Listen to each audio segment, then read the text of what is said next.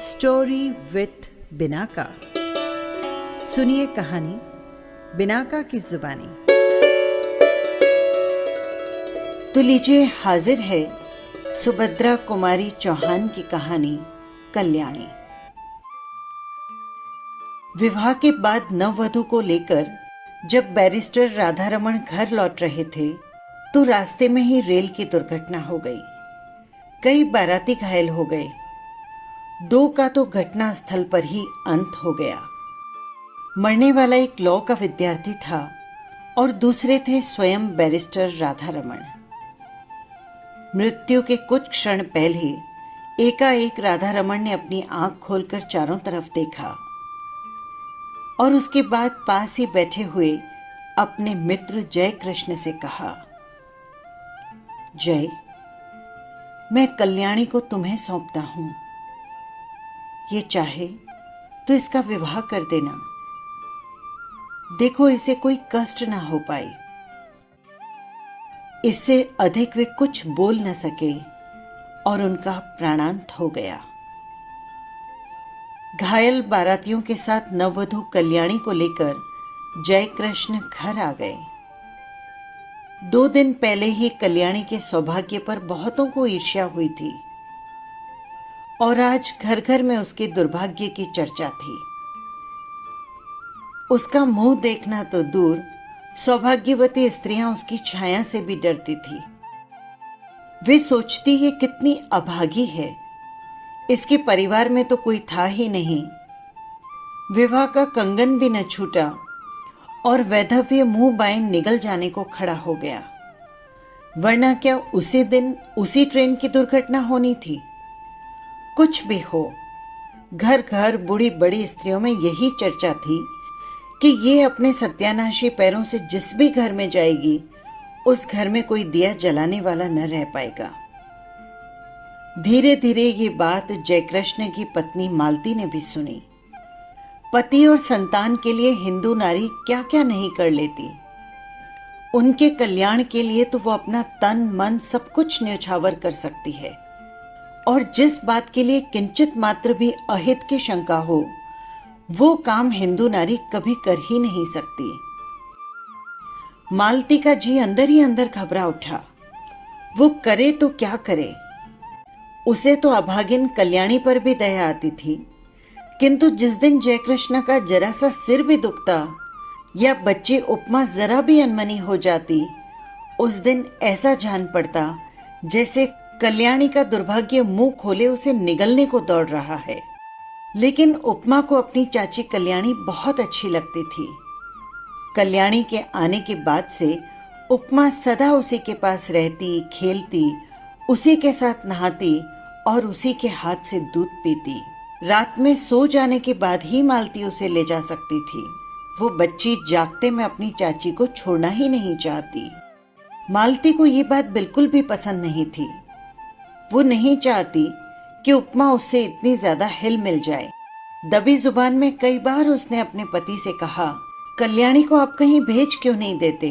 किसी की जवान विधवा को आज 6-6 महीने से अपने घर में रखा है, लोग क्या कहते होंगे? और जयकृष्ण हंसी में टाल देते, तुम क्यों घबराती हो? कहने वाले तो मुझे कहेंगे ना। विधवा जवान हो या बूढ़ी, तुम्हें कोई कुछ भी नहीं कहेगा। किंतु जिस बात से मालती सबसे अधिक डरती थी वो बात जयकृष्ण से कभी कह भी तो नहीं सकती थी। वो कैसे कहे कि वो भी बूढ़ियों की बात पर विश्वास करती है। उसे रात दिन अपने पति और बच्ची के अमंगल की कामना सताती है। धीरे धीरे 7 महीने बीत गए और जयकृष्ण कुछ भी निश्चय नहीं कर सके कि वे कल्याणी के लिए क्या करें। एक दिन की बात है, नगर के किसी प्रतिष्ठित व्यक्ति के मर जाने से ऑफिस बंद हो गए और वे घर समय से पहले ही पहुंच गए। नीचे ऊपर कोई न था। ऊपर उपमा की आवाज आ रही थी। सोचा सभी लोग ऊपर होंगे। ऊपर गए। सीढ़ियों पर चढ़ते ही देखा कल्याणी नहाकर बाल सुखा रही थी। खूब लंबे घने काले केशों के बीच गोरा गोरा मुख बिल्कुल चांद सा प्रतीत हो रहा था। उसकी बड़ी बड़ी आंखों में एक विशेष प्रकार का आकर्षण था। ऐसा सौंदर्य जयकृष्ण ने कभी न देखा था। अंग प्रत्यंग से यौवन जैसे फूट पड़ता था। क्षण भर निहारने का लोभ जयकृष्ण रोक न सके और तभी कल्याणी की नजर जयकृष्ण पर पड़ी। उसने सिर ढक लिया। लज्जा की लाली उसके चेहरे पर दौड़ गई और सौंदर्य दूना हो गया। इधर जयकृष्ण का अधीर मन बेकाबू हो चला।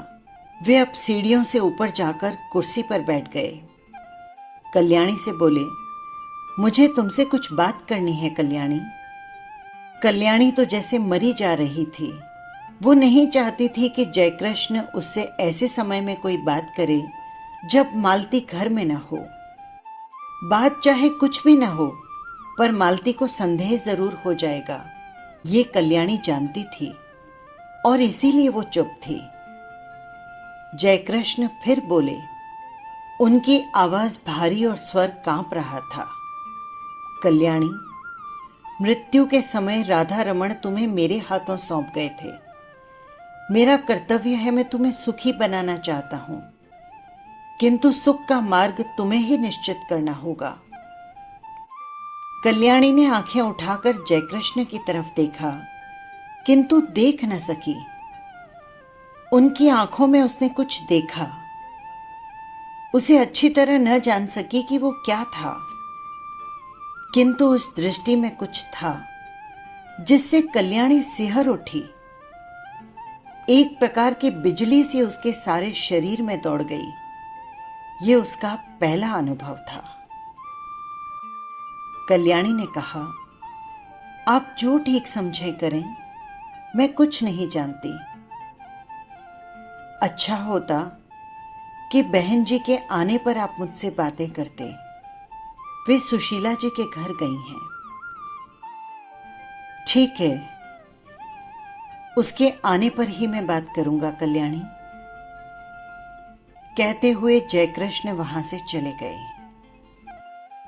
मालती को ये बात मालूम होगी या स्वयं कल्याणी कह देगी, किंतु अगर आते ही उपमा ने कह दिया कि बापू चाची के साथ ऊपर बैठे थे, तो तूफान खड़ा हो जाएगा। इसीलिए कल्याणी उसे कहानी सुनाकर बहलाने लगी। कल्याणी को लेकर कभी घर में तूफान खड़ा हो जाता, तब उसका जी चाहता कि धरती फटे और वो उसमें समा जाए। वो नहीं चाहती थी कि वो उसके सुखमय जीवन में विषाद का कारण बने, इसीलिए सबसे छिपी छिपी रहती। वो यही चाहती थी कि किसी को उसके अस्तित्व का पता ही ना लगे। अभागिन नारी, जिसे परमात्मा ने सौंदर्य देते समय इतनी उदारता दिखलाई थी, लेकिन उसके भाग्य में सुख का एक क्षण भी न लिखा। सुशीला के यहां मालती को बहुत सी बातें सुनने को मिली।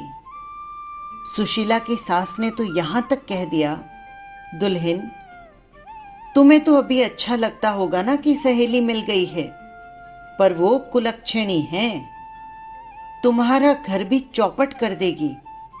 उस छूत को निकालकर बाहर करो।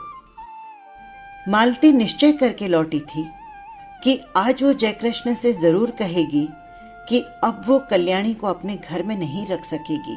बहुत दिन रह चुकी। लौटते ही उसने देखा जयकृष्ण अपने कमरे में लेटे अखबार पढ़ रहे हैं। उसने अंदर आकर घंटी का बटन दबा दिया। उपमा को सुलाकर कल्याणी नीचे आ गई। मालती ने उसे चाय बनाने को कहा और सोचा चाय पीने के बाद बात करूंगी, किंतु उसे रहा न गया। दफ्तर में पहुंची। जयकृष्ण ने अखबार रख दिया। वे पत्नी का बहुत आदर करते थे। मालती पास जाकर बैठ गई और बोली, मैं अभी सुशीला के घर गई थी। सब लोग इस बात को लेकर बहुत असंतुष्ट हैं कि हम लोग कल्याणी को अपने घर में रखे हुए हैं। वे लोग कहते हैं कि उसे कहीं और भेज देना चाहिए।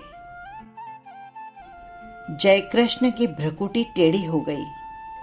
उन्होंने कहा, तो जाकर हाथ पकड़कर निकाल दो ना उसे।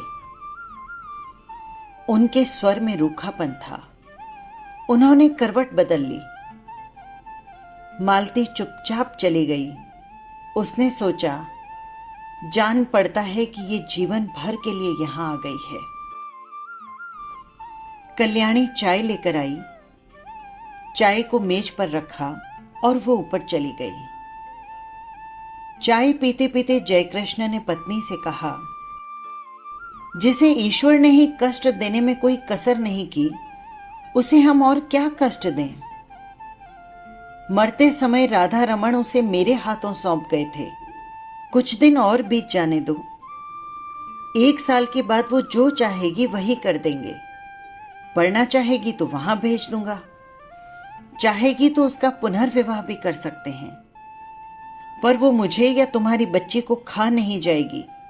बेफिक्र रहो। लोग कहते हैं बकने दो। दुनिया में हर किसी को प्रसन्न रखने की कोशिश करने वाला किसी को भी प्रसन्न नहीं रख सकता।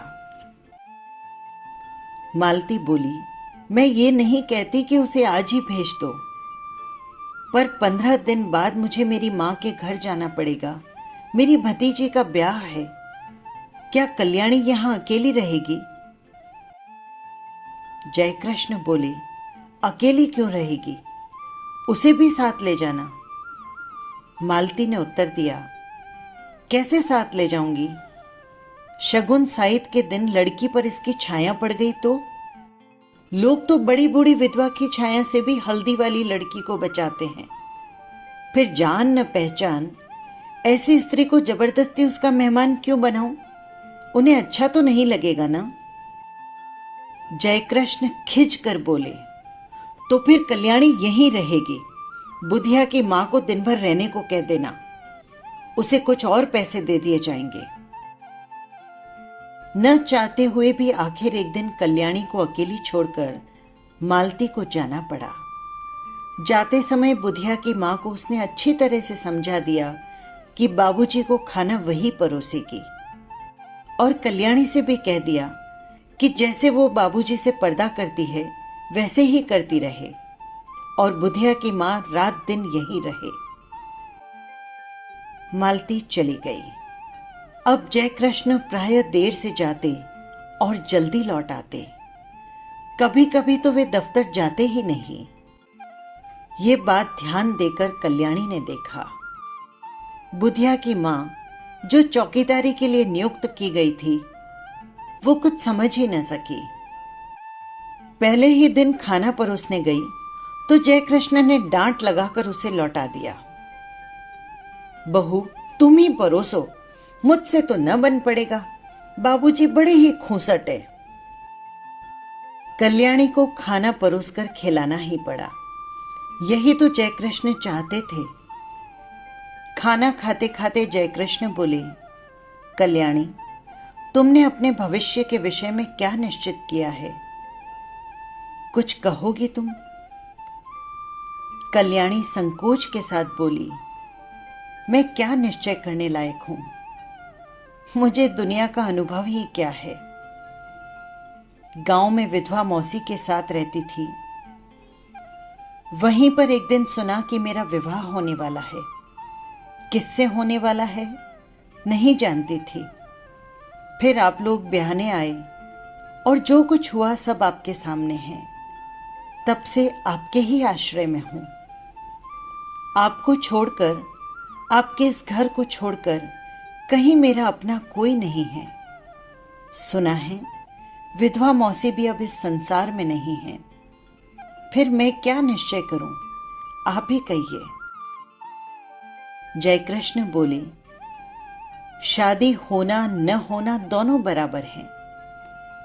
पति की तो शायद तुमने अच्छी तरह से शक्ल भी न देखी होगी। क्या तुम पुनर्विवाह करना चाहोगी? कल्याणी बोली, पुनर्विवाह? विवाह से सुख मिलने वाला होता तो मेरे पति उसी दिन रेल से कटकर न मर जाते, कहकर उसने ठंडी सांस ली। जयकृष्ण ने कहा, तुम्हारा ये ख्याल गलत है कल्याणी। जो कुछ होना होता है होकर ही रहता है। इसमें न तुम्हारा दोष है न तुम्हारे भाग्य का। मेरा तो विश्वास है कि जिस ईश्वर ने तुम्हें इतना रूप दिया है वो सुख भी देगा। हाँ, मार्ग तुम्हें स्वयं निश्चित करना है। तुम चाहो तो मैं तुम्हें पढ़ने के लिए किसी पाठशाला में भेज सकता हूं। कल्याणी को हंसी आ गई। बोली, अब मैं बूढ़ी होने जा रही हूं, छोटी छोटी लड़कियों के साथ बैठकर कैसे पढ़ूंगी? और क्या मुझे पढ़ना भी आएगा? मैं तो निरी मूर्ख हूं। ये हंसी नहीं थी, बिजली क्रौंद गई थी। जयकृष्ण ने कल्याणी को आज तक कभी हंसते न देखा था। वे सिर से पैर तक सिहर उठे, बहुत संभल कर बोले, कोशिश करने से सब कुछ आता है कल्याणी। फिर भी तुम खूब सोच विचार कर मुझे शाम तक अपना निश्चय बता देना। शाम को भोजन के बाद रात को बहुत देर तक कल्याणी और जयकृष्ण बातें करते रहे। पहरे पर नियुक्त बुढ़िया पड़ी पड़ी खर्राटे भर रही थी। कल्याणी ने कहा, पति को मैं प्रेम न कर सकी क्योंकि संयोग और वियोग में केवल 2 ही दिन का अंतर था। हाँ, दया भाव से प्रेरित होकर उन्होंने मेरा पाणी ग्रहण किया था, इसीलिए उन पर मेरी अपार श्रद्धा पहले से ही थी और वो अब भी है। किंतु प्रेम से तो मेरा प्रथम परिचय उसी दिन हुआ जिस दिन आप सीढ़ियों पर चुपचाप खड़े थे। आप विश्वास मानिए कि आपको मैं जितने श्रद्धा भाव से देखती हूं उतना ही आपसे प्रेम भी करने लगी हूं। फिर भी आपके साथ मेरा पुनर्विवाह असंभव है। क्यों कल्याणी, तुम्हें आपत्ति क्या है? भर्राई हुई आवाज में जयकृष्ण ने पूछा और कल्याणी का हाथ अपने हाथ में ले लिया। कल्याणी ने तुरंत हाथ छुड़ा लिया और संदिग्ध दृष्टि से जयकृष्ण की ओर देखा। जयकृष्ण को अपनी भूल का एहसास हुआ। दोनों कान में हाथ लगाकर बोले, भूल स्वीकार करता हूं, अब कभी नहीं होगी। फिर कुछ रुक कर कहा, कल्याणी, तुम मुझसे कभी न डरना। तुम्हारी इच्छा के विरुद्ध मैं कभी तुम्हें छूऊंगा भी नहीं। पर यह बताओ कि जब पुनर्विवाह करने में तुम्हें कोई आपत्ति नहीं है और तुम मुझे प्रेम भी करती हो, तब तुम्हारा पुनर्विवाह मेरे साथ क्यों असंभव है? असंभव इसलिए है कि आप विवाहित हैं, कल्याणी ने निश्चय के स्वर में कहा। जयकृष्ण ने कहा, पर हिंदू शास्त्र के अनुसार एक पुरुष कई विवाह कर सकता है। फिर तुम वो सौभाग्य मुझे ही क्यों नहीं दान करती जो किसी दूसरे को मिलने वाला है? कल्याणी बोली, छी छी, आप क्या समझते हैं मैं किसी और से विवाह करूंगी? नहीं, ये कभी नहीं होगा। मैंने एक बार जिससे प्रेम किया है उसी से प्रेम करती करती मिट जाऊंगी। हिंदू नारी प्रेम करना जानती है, वो प्रेम का प्रतिदान नहीं चाहती। मैंने आपसे प्रेम किया है, करती रहूंगी। ये बात दूसरी है कि प्रेम की प्रतिमा तक मेरी पहुंच ना हो सकेगी, और ये तो अपना अपना भाग्य है। कहती हुई एक दीर्घ निश्वास के साथ कल्याणी ने जयकृष्ण की ओर देखा। जयकृष्ण ने कहा, कल्याणी, तुम अपना ही अपना देखोगी या मेरा भी कुछ ख्याल करोगी? मैं पागल हो जाऊंगा। तुम्हारे बिना अब एक पल भी नहीं काटा जा सकता। किंतु फिर भी तुम निश्चिंत रहना, मैं तुम्हें कभी हाथ भी नहीं लगाऊंगा जब तक तुम्हारी आज्ञा नहीं होगी। आधी रात को भी तुम मेरे पास उतनी ही सुरक्षित रह सकती हो जैसे सगे भाई के पास, क्योंकि मैं अधम नहीं हूं, तुमसे प्रेम करता हूं, तुम्हें पाने का इच्छुक हूं, पर सत्य मार्ग से, कुमार्ग से नहीं। कल्याणी बोली, न मैं अपना कुछ देखती हूं न आपका। सच तो ये है कि मैं मालती जीजी के सौभाग्य पर कुठाराघात नहीं कर सकूंगी। उन्होंने मुझे कुसमय में आश्रय दिया है। जो कुछ बन सकेगा भला करूंगी, उनका बुरा मुझसे न हो सकेगा, उनके भले के लिए मुझे अपना बलिदान भी करना पड़े तो सहर्ष कर दूंगी, मगर उनकी जिंदगी में कांटा बनकर नहीं रहूंगी। पर तुम मेरा जीवन कंटकमय बना दोगी। कहते हुए जयकृष्ण ने ठंडी सांस ली और सजल नेत्रों से कल्याणी की ओर देखा। कल्याणी ने कहा, यह सब मानसिक विकार है, कुछ दिनों में अपने आप दूर हो जाएगा। आप समझते हैं कि मुझे कम कष्ट हो रहा है। मैं नारी होकर भी सब कुछ सहने को तैयार हूं। आप तो पुरुष हैं, कठिनाइयों से लड़ने के लिए ही आपका जीवन है। मैंने मालती जीजी को पत्र लिख दिया है, वे आती ही होंगी। उनके आते ही आपसे विदा ले लूंगी। विदा से पहले एक भिक्षा मांगती हूं, केवल आपके चरणों की धूली। मैं और कुछ नहीं चाहती। आप मेरे देवता हैं। जयकृष्ण के पैरों के नीचे से जैसे धरती खिसक गई। घबरा कर बोले, तुमने मालती को पत्र कब लिखा और क्यों लिखा? लिखने से पहले मुझसे पूछ क्यों नहीं लिया? कल्याणी बोली, मैंने और कुछ नहीं लिखा। यही लिखा है कि उपमा के बिना बहुत बुरा लगता है, तुम जल्द से जल्द चली आओ। और लिखती भी क्या, किंतु आपके साथ मेरा अकेले रहना उचित नहीं। हम दोनों एक दूसरे से प्रेम करते हैं, न जाने किस दिन क्या हो जाए। और मैं नहीं चाहती कि हमारे बीच में कोई भी ऐसी बात हो जिसे कलंक का स्वरूप दिया जा सके। जो तुमने किया ठीक ही किया कल्याणी। सो जाओ, रात बहुत हो चुकी है। और उठते हुए कल्याणी ने झुककर जयकृष्ण के पैरों को अपने माथे से लगा लिया। जयकृष्ण बहुत उद्विग्न थे। कल्याणी ने ऊपर जाकर दरवाजा बंद कर लिया। जयकृष्ण खाट पर पड़े करवटें बदलते रहे, उन्हें नींद नहीं आई। दूसरे ही दिन मालती दोपहर की ट्रेन से आ पहुंची।